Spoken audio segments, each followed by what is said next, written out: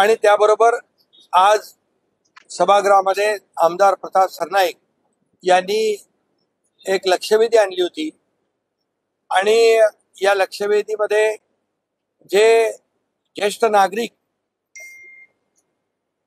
ज्यांना देवदर्शनाची इच्छा अपेक्षा असते, परंतु सगळ्यांनाच काही ते आर्थिक दृष्ट्या परवडत नाही, अशा ज्येष्ठांना राज्य सरकारच्या वतीने मुख्यमंत्री तीर्थदर्शन योजना सुरू करावी अशी मागणी होती।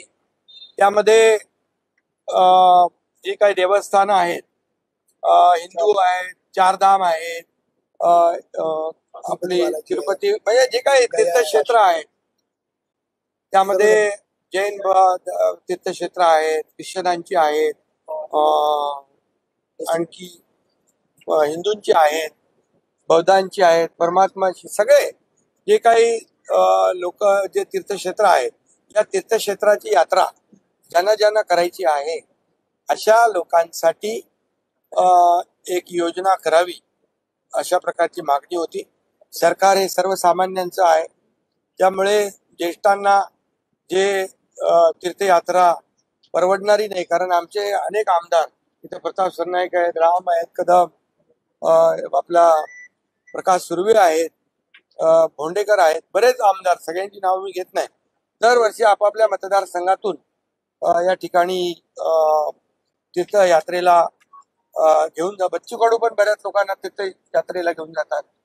त्यामुळे दिव्यांगांचं त्यांचं मोठं काम आहे।